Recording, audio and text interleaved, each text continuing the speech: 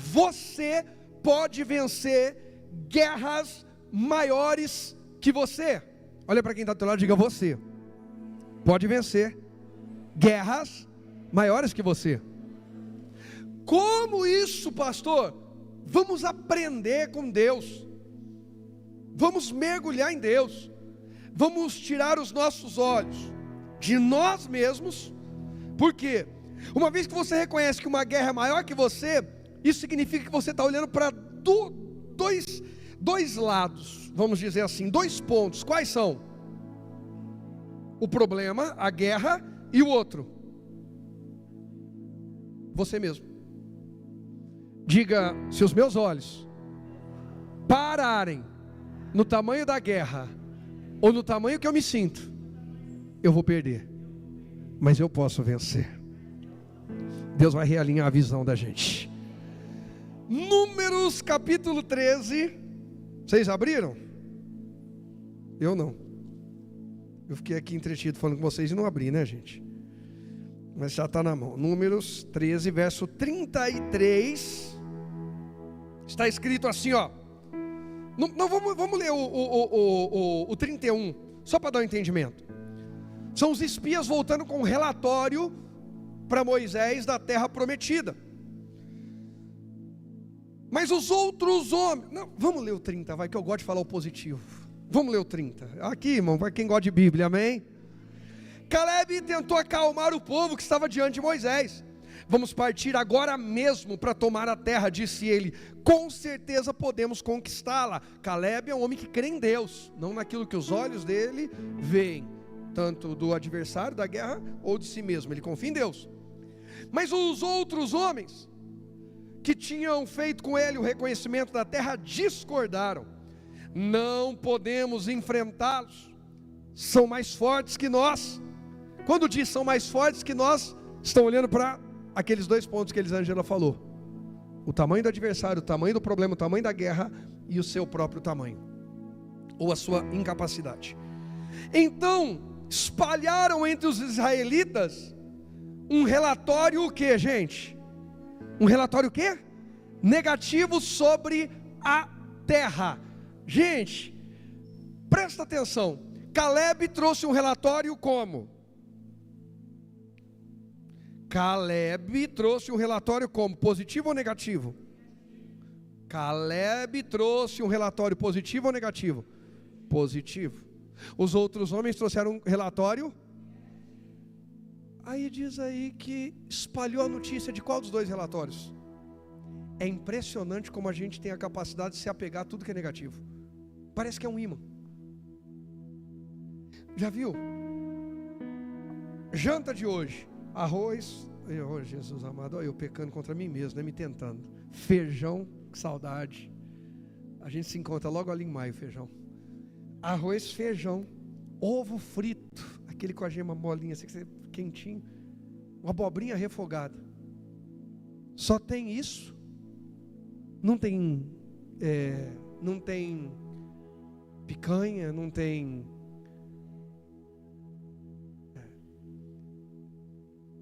alguém olha e diz assim: tem ovo?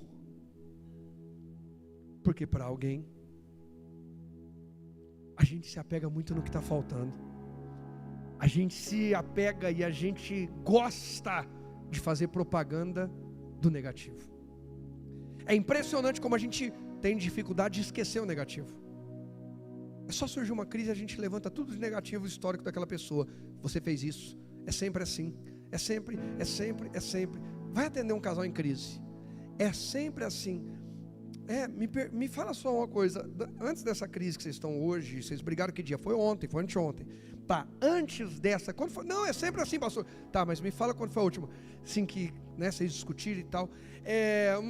Peraí, não estou lembrando aqui. Não, pera um pouquinho. Você acabou de falar que é sempre, agora não está lembrando. Semana passada teve?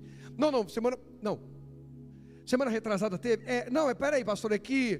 E no mês de abril? Não, peraí, pastor, que eu não estou. Não, pastor, assim, esse mês não teve porque eu não levei em consideração. Porque se eu fosse levar. Quem já viu isso? Quem já viu isso acontecer? Quando a gente tem que reconhecer que está errado, a gente muda o discurso e arruma desculpa. Se eu fosse levar ao pé da letra tudo que esse homem, tudo que essa mulher, a gente vivia brigando toda hora, que tem hora que eu deixo parar, mas essa semana eu não aguentei. Tá, então o que ela fez? O que ele fez semana passada? Não, pastor, aqui há 8 anos atrás. Como a gente se agarra ao negativo? E muitas vezes o negativo que a gente não está mais vivendo, ele já está longe da gente. Mas é só alguma coisa dar errado, o ímã da história negativa traz tudo aquilo de volta à tona. Alguém já viu isso acontecer? Diga hoje, é dia de sair daqui livre disso, em nome de Jesus. Que dificuldade em valorizar o bom relatório, as boas conquistas, ainda que pequenas, mas boas conquistas.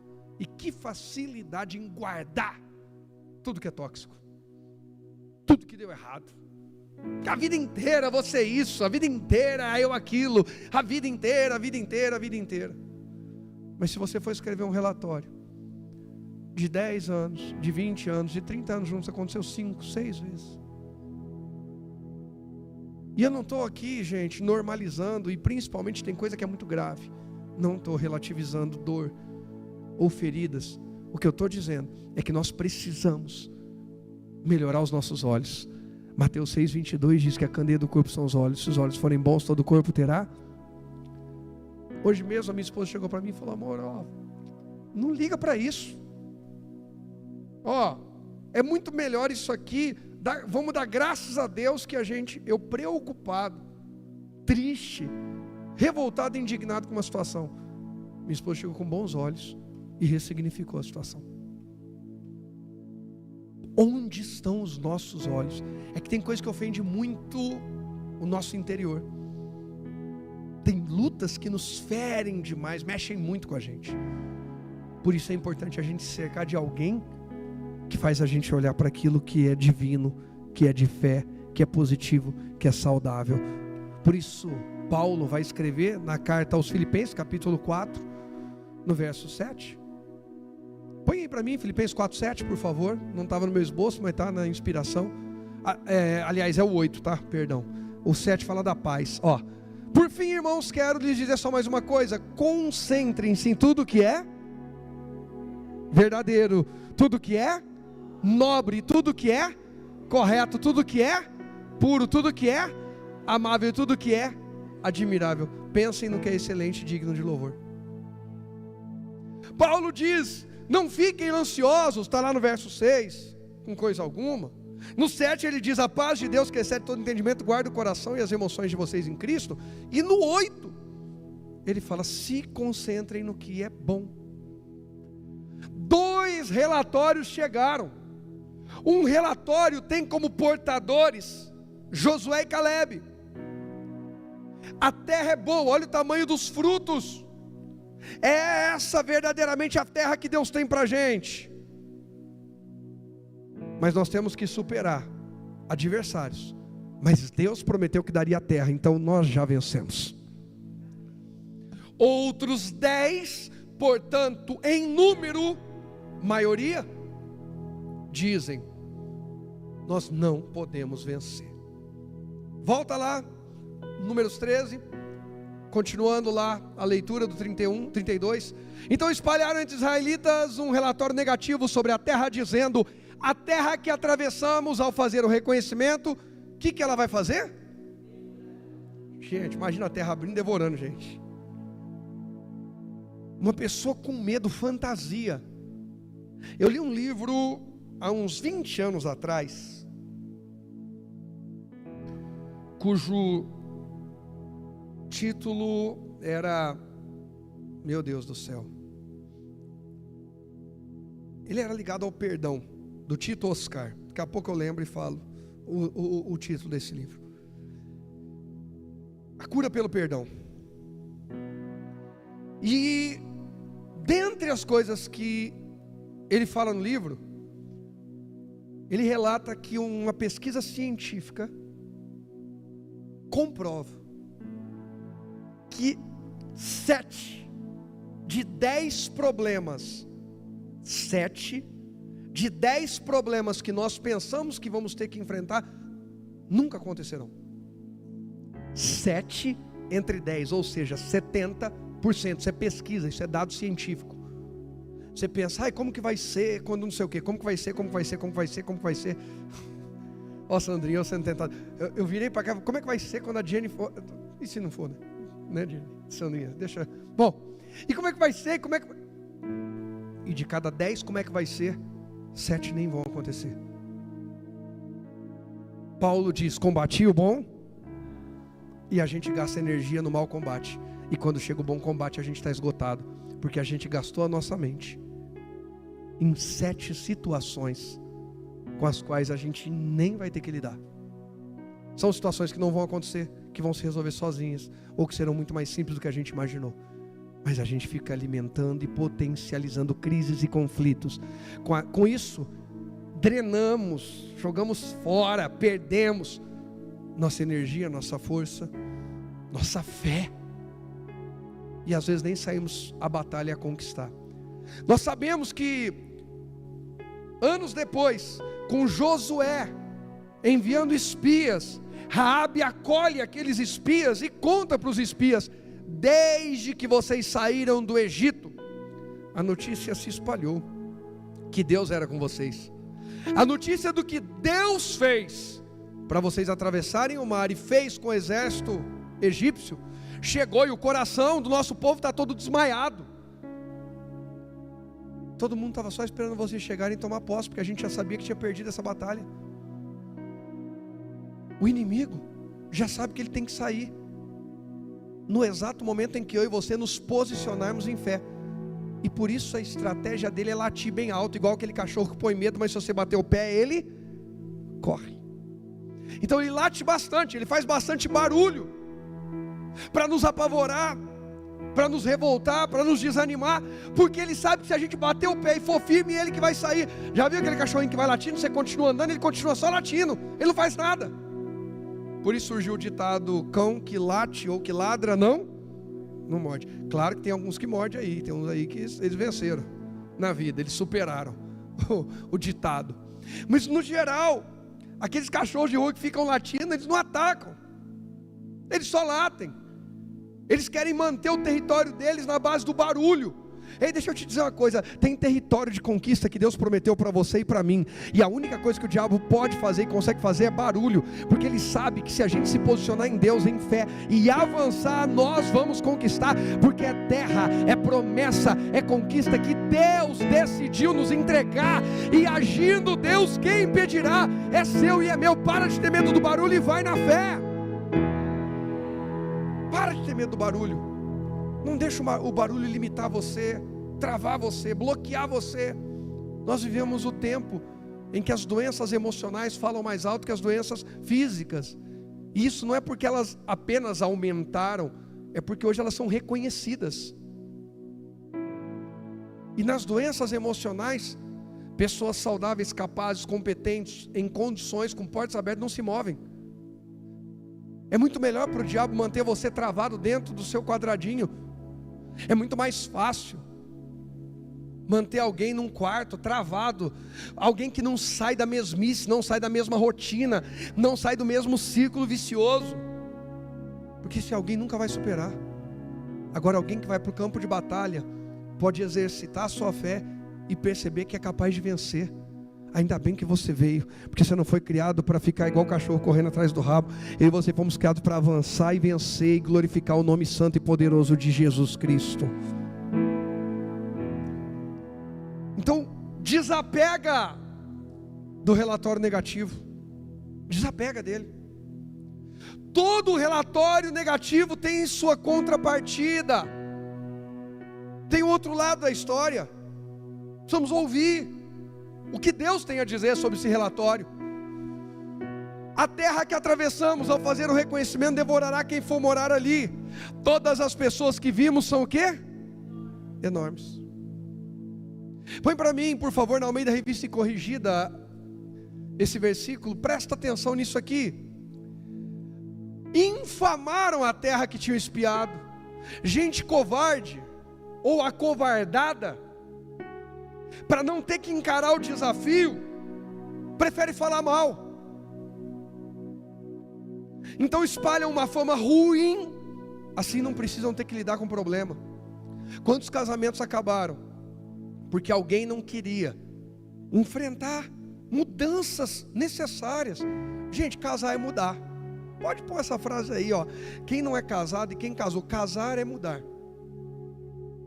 Está lá no Gênesis. Portanto, deixará o homem seu pai e sua mãe. Lembrando que o Adão não tinha terreno biológico, nem pai e nem mãe. Mas quando Deus dá a Eva ao Adão, Deus já dá uma lição.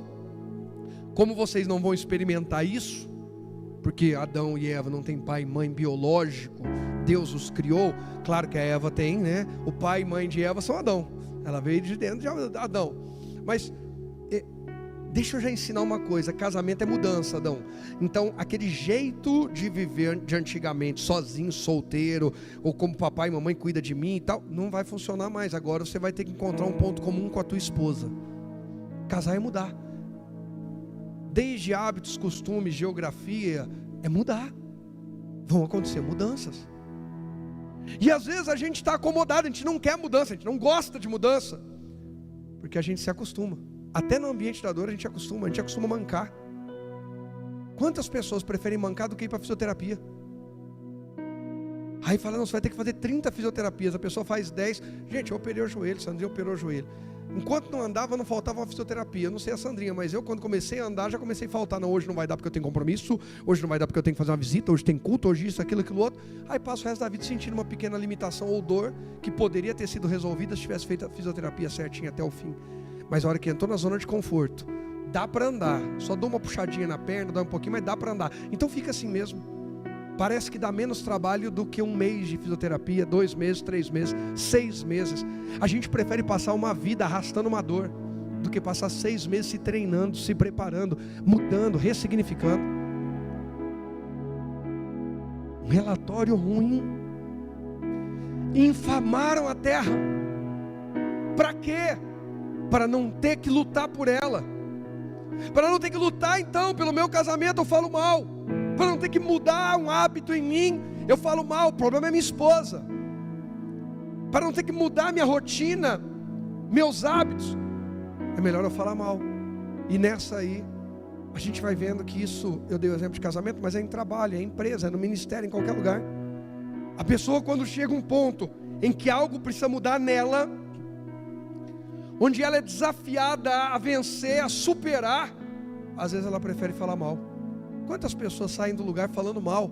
E na verdade o problema é que elas entraram no ponto onde Deus ia fazê-las crescer. Que ponto é esse? O ponto do confronto.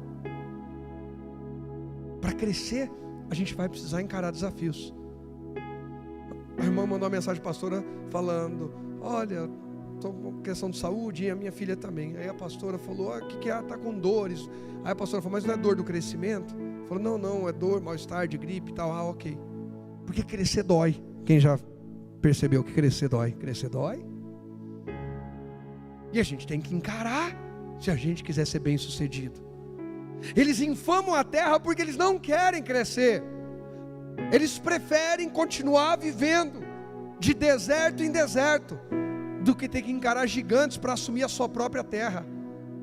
Tem gente que prefere o deserto.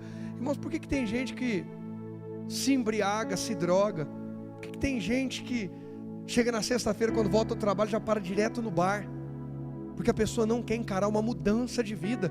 Então é mais confortável ela ficar naquele mesmo meio, naqueles mesmos vícios, naquela mesma limitação. Quem já viu casos assim, gente? A gente suporta aquilo que a gente não quer mudar. A gente tolera aquilo que a gente não quer mudar. Mas às vezes vamos precisar ser firmes, vamos ter que encarar. Pastor, mas se eu cortar isso aqui vai me dar trabalho. Vai, mas depois vai dar resultado e vai valer a pena. A reorganização, a disciplina alimentar, a disciplina de tempo, horário, de dormir. E não sou bonzão não, mas precisa reorganizar, honrar Deus na minha saúde, no meu corpo. Honrar Deus, não desonrá-lo e perguntar o porquê que vivo doente. Porque a alimentação, atividade física e sono estão desequilibrados. Ou encara e muda isso, e emocional, ou continua arrastando do mesmo jeito. O que? Disciplina financeira. Reorganiza. Muda o padrão por um tempo, dá impulso, reorganiza, investe, e aí você sobe de nível. Mas tem gente que se aumentar 10% na renda, gasta 20% do que aumentou. E aumenta só a dívida, o problema, a crise, a confusão. Nós não podemos viver infamando aquilo que a gente não quer mudar. Nós precisamos encarar. Em que Deus está nos desafiando a mudar? Tem uma terra de conquista diante de cada um de nós hoje aqui. Eu vou dizer de novo, tem uma terra de conquista diante de cada um de nós hoje aqui. Mas para conquistá-la é necessário superar. O que precisamos superar? Quem precisamos superar? Primeiro precisamos superar nós mesmos. Antes de superar qualquer gigante lá fora, precisamos superar o gigante de dentro. Ninguém tinha coragem de entrar na arena quando Golias batia no peito. Davi trouxe à memória o que podia dar esperança. Deus foi comigo diante de leão, Deus foi comigo diante de urso. É o mesmo Deus que me dá vitória. Eu não venci leão e urso porque eu fui treinado desde criança a vencer leão e urso. É que desde pequeno eu fui treinado a confiar em Deus. Treine a sua fé, e seus testemunhos influenciarão outras pessoas. Infamaram a terra que tinham espiado perante os filhos de Israel, dizendo: a terra pela qual passamos a espiar é a terra que consome seus moradores, e todo o povo que vimos ali no meio dela são homens de grande o quê? Estatura, gigantes. Continuando 33, presta atenção nisso. Também vimos ali gigantes, filhos de Anak, descendentes dos gigantes, e éramos o quê? Éramos o quê? Aos nossos olhos como gafanhotos, e assim também éramos aos seus. Bacana. É verdade isso aqui? Meia verdade é uma mentira inteira. Qual que é a meia verdade daqui? Aos olhos deles, eles eram como gafanhotos? Aos seus próprios olhos, eles eram como gafanhotos? Sim, você é aos seus olhos do tamanho que você quiser. É você que decide isso. Alguém se vê maior do que é de verdade, e cuidado com a arrogância, com a soberba, ela precede a queda. Mas alguém se diminui, se vê menor do que é, cuidado também, não se diminua. Mas eles eram aos olhos dos seus inimigos como gafanhotos? Alguém me ajuda? Como vocês sabem? Porque eles não perguntaram. Eles foram espiar a terra, eles não se apresentaram, eles não viram, eles não pegaram o relatório, eles não ouviram uma conversa. Nós ouvimos uma conversa. Chegamos lá e ouvimos o pessoal falando: você viu aquele povo hebreu que saiu do Egito? Está vindo aí. Mas eles são como gafanhotos. Aí sim. Eles ouviram alguma conversa? Perguntaram para alguém? Saiu alguma notícia? Mas olha como a forma como nós nos enxergamos influencia em como espelhamos para o lado de fora. A maior guerra deles não é contra o seu inimigo de fora, é contra o inimigo de dentro, assim como continua sendo a nossa maior guerra. O diabo não pode nos parar. E eu não estou menosprezando os ataques do diabo. O que eu estou dizendo é que no nome de Jesus nós já recebemos poder e autoridade para pisar serpentes, escorpiões e toda a força do inimigo. Jesus disse isso: e nada vos fará dano algum. Portanto, o diabo já está vencido, não por quem eu sou, mas por quem Jesus é em mim, pelo poder e autoridade do nome de Jesus que está na minha e na tua vida. O diabo já foi vencido, mas o livre-arbítrio deixa a gente continuar levantando gigantes na nossa alma. E tem gente que continua levantando gigantes para si, gigantes para si, gigantes. O gigante de alguém é o perdão. A pessoa não consegue nem liberar e nem pedir perdão. O gigante para alguém é a humildade. Ela não consegue ser humilde. Ela precisa estar certa toda hora. A arrogância, o orgulho são um gigante. Gigante para alguém é a aprovação e aceitação. Peraí, essa roupa aí, vão me aceitar, vão me aprovar? Mas o meu cabelo, mas a minha casa. Eu não estou falando, gente, do básico, que a gente tem um bom senso de não sair que nem louco, não viver que nem, sabe? Óbvio que a gente tem, né, um senso de receber gente em casa. Eu quero que esteja arrumado, eu quero me arrumar, dependendo do local que eu vou. Até aí, quem entende o que eu estou dizendo? Porque aí amanhã sai um monte de gente sem escovar os dentes, sem pentear o cabelo, de pijama para o trabalho, e diz: eu estou na palavra que meu pastor deu ontem. Falei nada disso. Chega na casa, a primeira coisa que a pessoa faz é comprar a plaquinha: pô, Deus abençoe essa bagunça. Você viu o que o pastor falou? Eu não preciso de aprovação nem aceitação. A gente é como é. Não é disso que estamos falando. O que eu estou dizendo É que tem gente que fica esperando o perfeito e não vive. Quando eu tiver o carro perfeito, eu viajo. Quando eu tiver a roupa perfeita, eu vou à festa. Quando eu tiver o salário perfeito, eu vou passear. Quando o meu casamento for perfeito, eu sento para servir a Deus e falar de casamento e aconselhar outros casais. Quando o meu ministério for perfeito, eu convido as pessoas para vir. Quando nós tivermos um ministério de louvor que toca e canta de forma perfeita, aí a gente... E vamos passar a vida procurando a perfeição e não vamos encontrar. Quem entende o que eu estou dizendo? Ei, o que eles viam do lado de dentro os sabotava do lado de fora.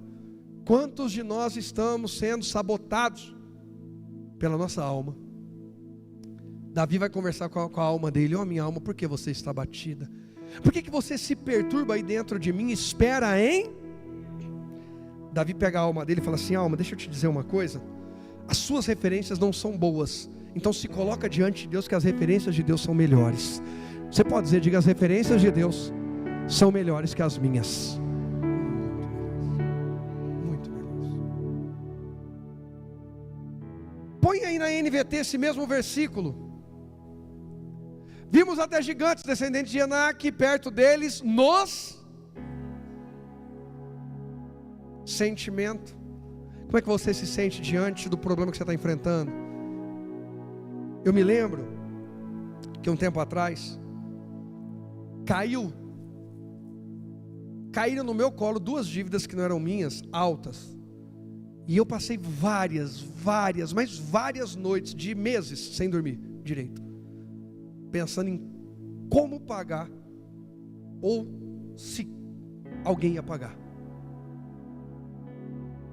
Até que chegou uma hora que eu comecei a enxergar que eu estava me sabotando ainda mais. O problema já existia, ele já era grave, ele já tinha me trazido grandes prejuízos, grandes novos problemas. Mas ou eu continuava remoendo e revivendo aquilo, ou eu me levantava para tentar resolver. Do dia em que eu falei, eu preciso me levantar para resolver, ainda que a gente continue sentindo a dor e tendo que lidar com o problema, eu preciso me levantar. Deus começou a me mostrar saídas, e eu comecei a resolver pequenas coisas. Eu consegui realinhar pequenas coisas. Aquelas 2 continuaram ali, mas eu consegui realinhar várias coisas.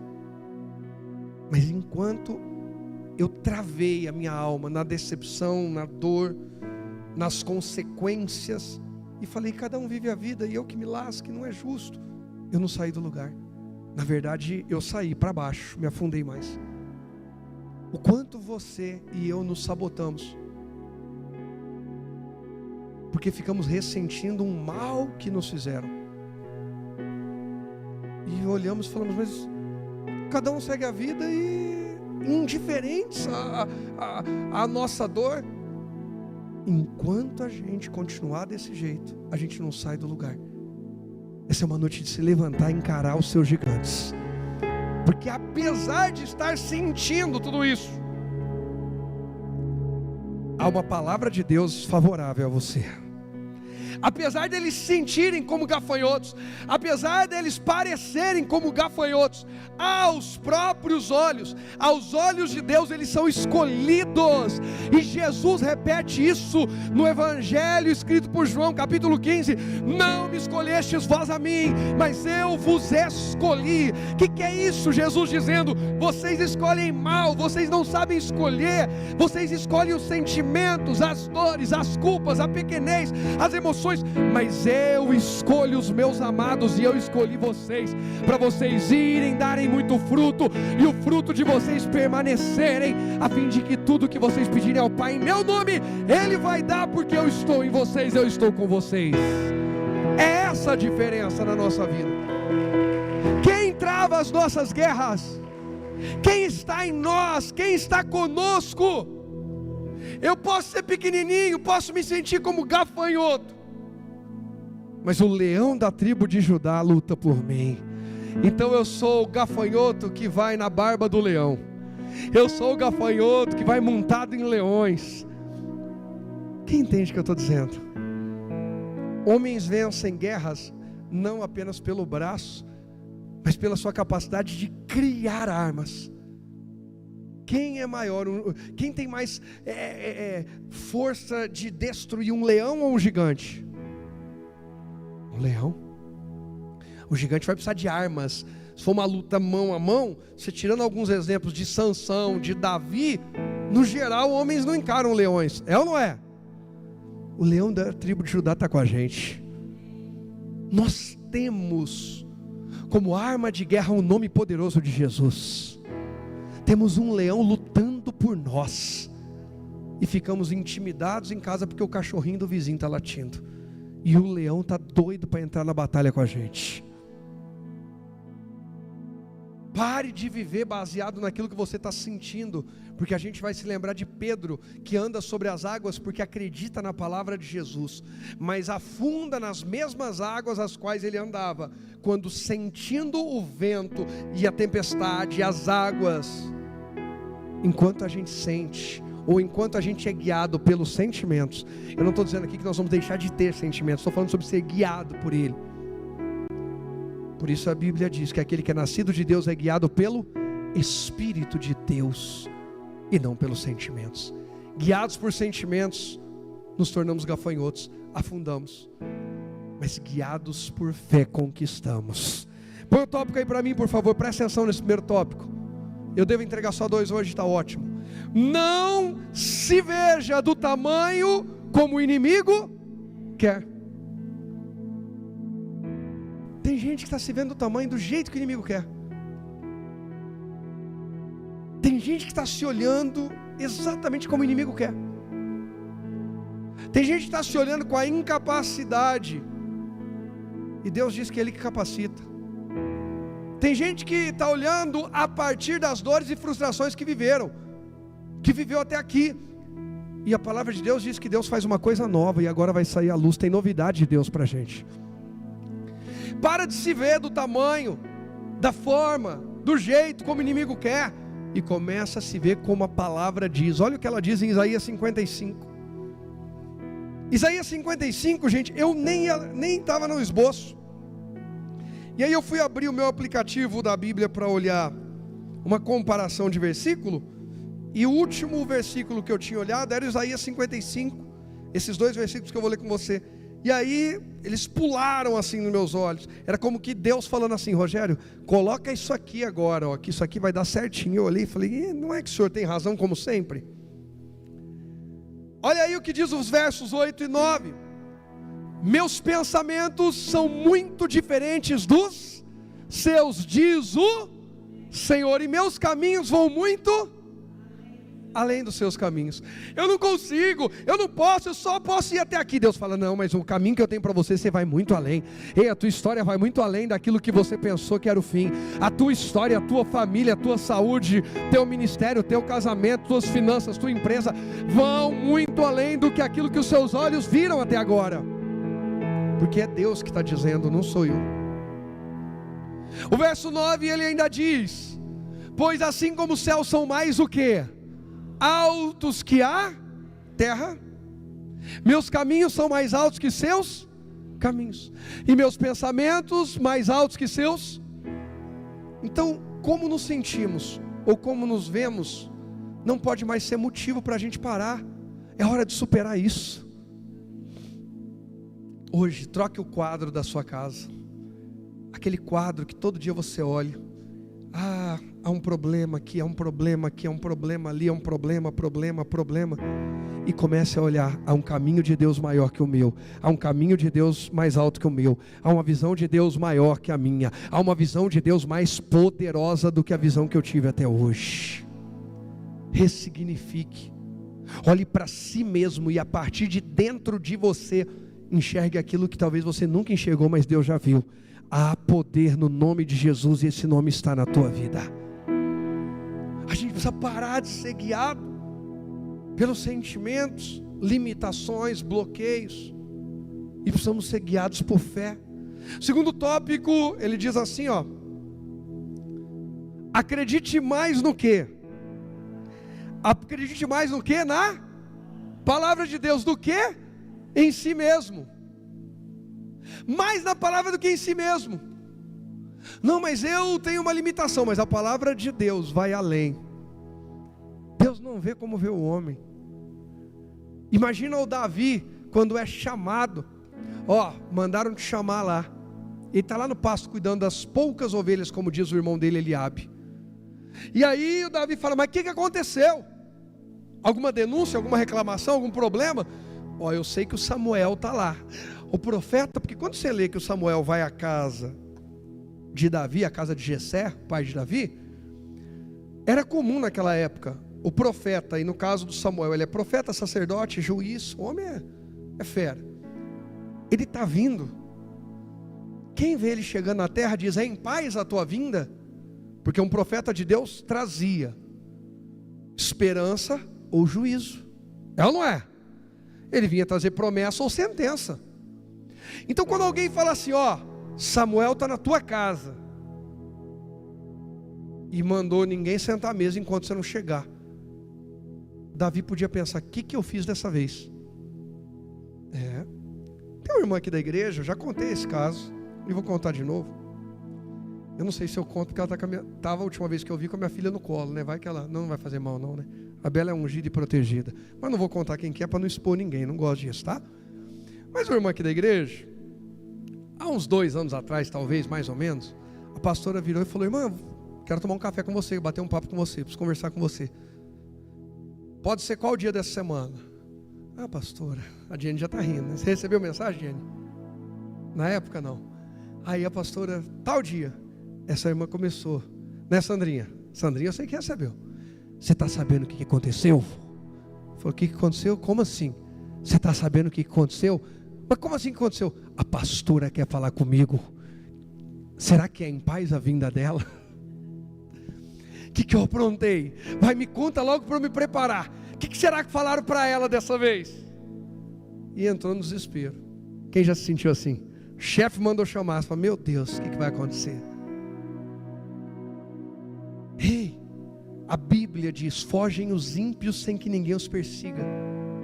A gente precisa quebrar a impiedade da nossa alma.